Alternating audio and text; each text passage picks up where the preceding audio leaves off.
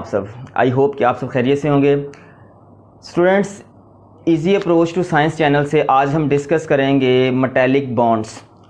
इसमें students number 1 पे हम डिस्कस करेंगे इसकी डेफिनेशन को, और स्टूडेंट्स नंबर 2 पे हम देखेंगे उन तमाम साइंटिस्ट को जिनकी मेटालिक बॉन्ड के बारे में अचीवमेंट्स हैं, और स्टूडेंट्स साथ में हम इसकी कुछ एक्सप्लेनेशन देखेंगे, और लास्ट में हम एक इसका बहुत ही इम्पॉर्टेंट क्वेश्चन देखेंगे जो अक्सर हमसे पूछा जाता है। स्टूडेंट्स 1900 में जर्मनी के एक बहुत ही फेमस साइंटिस्ट थे सर ड्रॉड। इन्होंने मेटालिक बॉन्ड का कॉन्सेप्ट केमिस्ट्री में इंट्रोड्यूस करवाया। इनका ये कॉन्सेप्ट केमिस्ट्री में काफ़ी अहमियत का हामिल था। तो स्टूडेंट्स इनके इसी कॉन्सेप्ट को यूज़ करते हुए एक और फेमस साइंटिस्ट थे सर लॉरेंट्स। इन्होंने क्या किया, इन्होंने इनके कॉन्सेप्ट को यूज़ किया और आगे एक्सटेंड करके एक थ्योरी पेश कर दी जिसे फ्री इलेक्ट्रॉन थ्योरी कहते हैं। स्टूडेंट्स बाज़ दफ़ा इनकी इस फ्री इलेक्ट्रॉन थ्योरी को इलेक्ट्रॉन सी मॉडल भी कहते हैं। तो स्टूडेंट्स ये सारी जो है मेटालिक बॉन्ड की हिस्ट्री जो थी वो मैंने आपके साथ डिस्कस की। अब हम इसकी डेफिनेशन को देखते हैं कि इसकी डेफिनेशन क्या होगी। तो स्टूडेंट्स मैंने जैसे कि आपको पहले भी बताया है कि बॉन्ड असल में एक फ़ोर्स का नाम है, ठीक है। तो ये कैसी फ़ोर्स होगी, इसकी अगर हम डेफिनेशन की तरफ गौर करें तो डेफिनेशन इसकी ऐसे होगी कि the electrostatic force of attraction which binds the positive metal ion to the mobile free electron of the any atom that is called metallic bond. यानी कि ये उस फोर्स को कहते हैं जो किसी भी मेटल के पॉजिटिव आयन और किसी दूसरे एलिमेंट के एटम के आउटर मोस्ट शेल में जो फ्री इलेक्ट्रॉन्स होते हैं उनके दरमियान में जनरेट होती है, पैदा होती है। इस फोर्स को, इस इलेक्ट्रोस्टैटिक फोर्स को हम मेटालिक बॉन्ड कहते हैं। तो स्टूडेंट्स ये इसकी डेफिनेशन।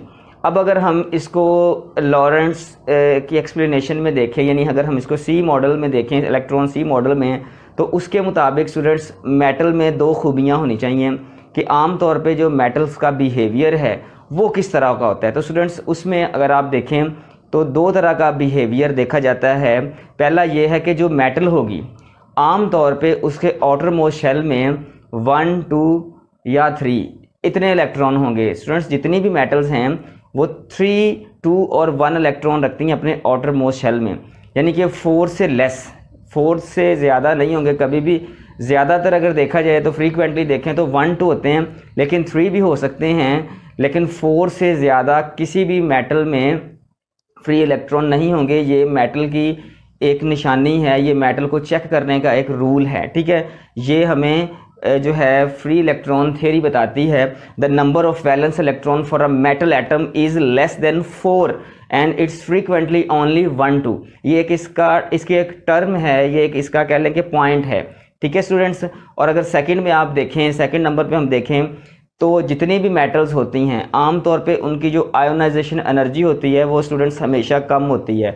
क्यों कम होती है? क्योंकि अगर आयोनाइजेशन एनर्जी कम होगी किसी भी मेटल की तो वो इलेक्ट्रॉन्स को फ्री इलेक्ट्रॉन्स को मूव करने की परमिशन देगी। अगर आयोनाइजेशन एनर्जी स्ट्रॉन्ग है, ज़्यादा है, तो देन इलेक्ट्रॉन्स जो हैं आउटर मोस्ट शेल में वो फ्रीली मूव नहीं कर सकते।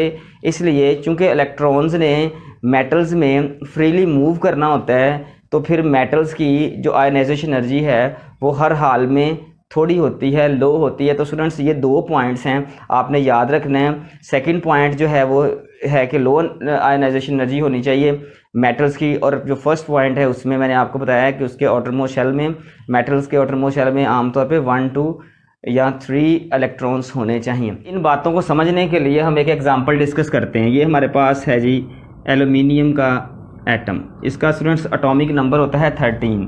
अगर आप इसकी डायग्राम ड्रॉ करें स्टूडेंट्स तो आपको पता चलता है कि इसके अंदर, इसके बाहर इलेक्ट्रॉन्स की जो फिलिंग है वो कैसे है। पहले में स्टूडेंट्स कितने आते होते हैं? 2, सेकंड में 1, 2, 3, 4, 5, 6, 7, 8 हो गए, पूरे हो गए। हमारे पास टोटल कितने हैं जी? 13 हैं। तो स्टूडेंट्स बाकी जो हमारे पास बचते हैं 3, 1, 2 और 3। स्टूडेंट्स अभी देखें ये जो बाहर वाले इलेक्ट्रॉन्स हैं, ठीक है, ये वाले, इनको वैलेंस इलेक्ट्रॉन या हम आउटर मोस्ट इलेक्ट्रॉन्स कहते हैं। स्टूडेंट्स ये वो इलेक्ट्रॉन्स हैं जिन्होंने इसको पॉजिटिव आयन में कन्वर्ट करना होता है, जिसकी वजह से ये मेटल जो है वो पॉजिटिव आयन में कन्वर्ट हो जाती है।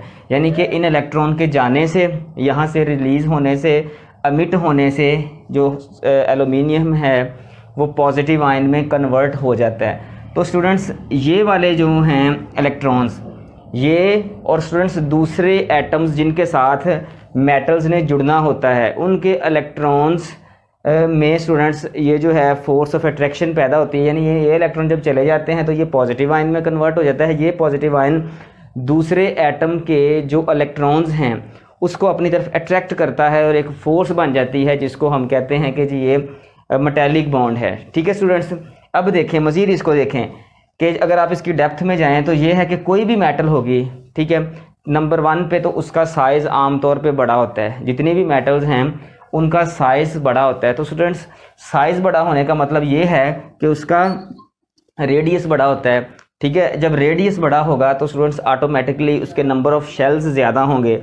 यानी कि जितना रेडियस ज़्यादा, जितना साइज़ ज़्यादा, इसका मतलब उसका उतने नंबर ऑफ़ शेल्स ज़्यादा होंगे। तो स्टूडेंट्स जितने नंबर ऑफ़ शेल्स ज़्यादा होंगे, ठीक है, उसका मतलब ये है कि न्यूक्लियस जो होता है उसका फोकस उतना ही कम होता जाता है। यानी कि बाहर वाला जो शेल होता है जितना ज़्यादा दूर होगा उतना ही न्यूक्लियस के लिए उन इलेक्ट्रॉन्स को अपनी कमांड में रखना मुश्किल हो जाता है, यानी वो उनको कंट्रोल करना उसके लिए मुश्किल हो जाता है। दूसरे लफ्ज़ों में हम ऐसे कहेंगे कि जितने नंबर ऑफ़ शेल ज़्यादा होंगे, जितना किसी भी एटम का साइज़ ज़्यादा होगा, तो न्यूक्लियस और आउटर मोस्ट शेल के इलेक्ट्रॉन्स के दरमियान जो फोर्स है वो वीक होती है। यानी कि वो इलेक्ट्रॉन्स न्यूक्लियस के कंट्रोल में कम होते हैं। ठीक है, वो मतलब कि इजीली मूव कर सकते हैं, फ्रीली हैं। इस वजह से हम कहते हैं कि मेटल्स में जो आउटर मोस्ट शेल में इलेक्ट्रॉन्स होते हैं वो फ्रीली मूव करते हैं, तो ये फ्रीली मूव करते हैं। ठीक है स्टूडेंट्स, तो नेक्स्ट अगर आप देखें तो यही चीज़ है जो इसकी आयोनाइजेशन एनर्जी को कम करती है। इसका साइज़ का ज़्यादा होना, नंबर ऑफ़ शेल्स का ज़्यादा होना, इलेक्ट्रॉन्स का फ्री होना, वही इसकी आयोनाइजेशन एनर्जी को थोड़ा करती है, यानी कि वीक करती है। तो जिसकी आयोनाइजेशन एनर्जी थोड़ी होगी ऑटोमेटिक ही वो चीज़ पॉजिटिव आयन में जल्दी कन्वर्ट होगी। तो स्टूडेंट्स मेटल्स इसी वजह से पॉजिटिव आयन में कन्वर्ट हो जाती हैं। स्टूडेंट्स एक और मज़े की बात ये है कि ये इलेक्ट्रॉन्स असल में किसी भी स्पेसिफिक एटम से बिलोंग नहीं करते।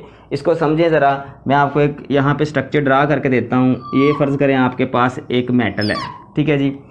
इस मेटल में ये हमारे पास हैं जी, ठीक है, इसको ज़रा समझें आप, आपका जो कॉन्सेप्ट है वो सही क्लियर बन जाएगा। ठीक है,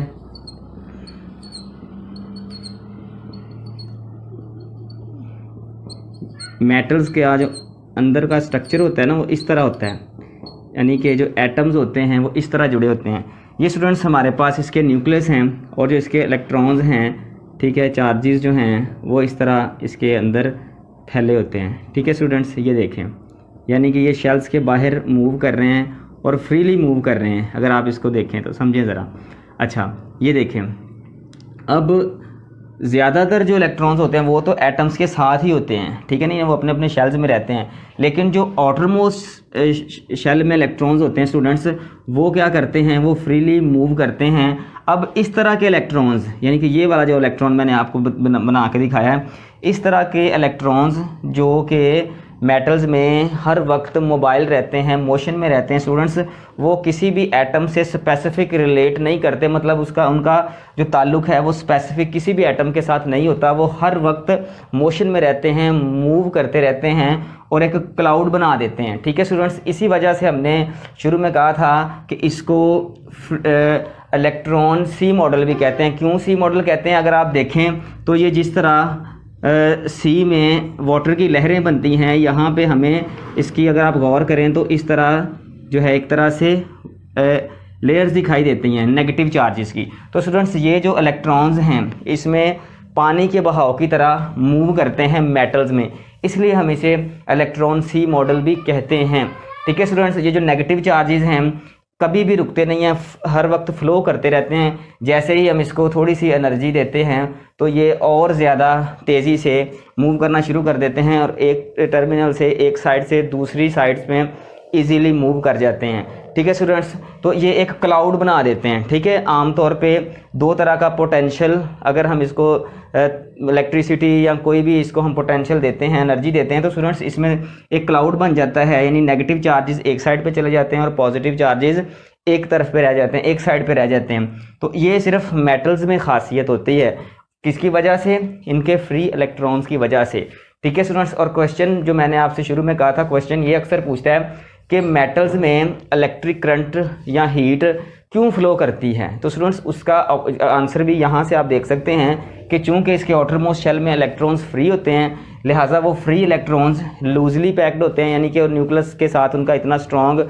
रिलेशन नहीं होता, लिहाजा वो फ्रीली आज़ादाना एटम्स में रैंडमली मूव करते रहते हैं, जिसकी वजह से इनके अंदर जो है हीट और इलेक्ट्रिसिटी ट्रांसफ़र कर जाती है। ये स्टूडेंट्स एनर्जी कैरियर हैं, यानी अगर आप इसको यहाँ से एनर्जी देते हो या हीट देते हो, ठीक है, या इलेक्ट्रिसिटी देते हो, तो स्टूडेंट्स ये क्या करेंगे, उस इलेक्ट्रिसिटी को या उस हीट को यहाँ तक, ये यहाँ पे यानी एक दूसरे में आगे ट्रांसफ़र करते जाएंगे और हीट या इलेक्ट्रिसिटी एक साइड से दूसरी साइड यानी इस तरफ पहुँच जाएगी। किसके ज़रिए से? सिर्फ इन फ्री इलेक्ट्रॉन्स की वजह से पहुँची है। इंसुलेटर्स में ऐसे नहीं होता, फ्री इलेक्ट्रॉन्स नहीं होते, इसलिए वो जो है हीट को या इलेक्ट्रिसिटी को ट्रांसफ़र नहीं कर सकते। ये सिर्फ कंडक्टर्स में या मेटल्स में ऐसे होता है, और वो सारा का सारा जो है क्रेडिट इन इलेक्ट्रॉन्स को जाता है, जो एनर्जी को और इलेक्ट्रिसिटी को एक जगह से दूसरी जगह मूव करवाते हैं। और स्टूडेंट्स एक यहाँ पे एक और पॉइंट है, कुछ मेटल्स ऐसी होती हैं, जैसे ये देखें, इस यहाँ पे 3 इलेक्ट्रॉन्स थे इसके आउटर मोस्ट शेल में, कोई ऐसे होंगे जहाँ पे जिनके यहाँ पे 2 होंगे, कोई ऐसे होंगे जिनके 1 इलेक्ट्रॉन होगा। तो स्टूडेंट्स ये भी यहाँ पे आपने बात याद रखनी है कि किसी भी मेटल के आउटर मोस्ट शेल में जितने इलेक्ट्रॉन्स ज़्यादा फ्री होंगे वो उतना ही ज़्यादा इलेक्ट्रिसिटी को या हीट को ट्रांसफ़र करेगा, ठीक है। जितने किसी एटम के आउटर मोस्ट शेल में इलेक्ट्रॉन थोड़े होंगे वो उतनी ही हीट को या इलेक्ट्रिसिटी को कम ट्रांसफ़र करेगा। ये मेटल की खूबी है, क्योंकि सारा का सारा जो क्रेडिट है, मैंने पहले भी आपको बताया, इन इलेक्ट्रॉन्स को जाता है। ये इलेक्ट्रॉन्स ही हैं जो वजह बनते हैं इलेक्ट्रिसिटी को ट्रांसफ़र करवाने की, हीट को ट्रांसफ़र करवाने का। आपने बात और याद रखनी है कि greater the number of free electrons in the metals stronger will be the metallic bond. जितने किसी एटम के आउटर मोस्ट शेल में ज़्यादा फ्री इलेक्ट्रॉन्स होंगे, ज़्यादा मोबाइल वैलेंस इलेक्ट्रॉन होंगे, वो मेटल उतना ही ज़्यादा स्ट्रॉन्ग मेटेलिक बॉन्ड बनाएगा, ठीक है स्टूडेंट्स। तो ये एक आपका पूरा टॉपिक था आपकी बुक में, वो मैंने डिस्कस कर दिया है। इसको आप पढ़ें, इसको दोबारा अगेन एंड अगेन जो है देखें। बाकी इसके बारे में आपको कोई क्वेश्चन या क्यूरी हो तो आप कमेंट सेक्शन में ज़रूर पूछें, मैं आपको उसका आंसर देने की कोशिश करूँगा। ओके जी, बेस्ट ऑफ लक, अपना ख्याल रखिएगा।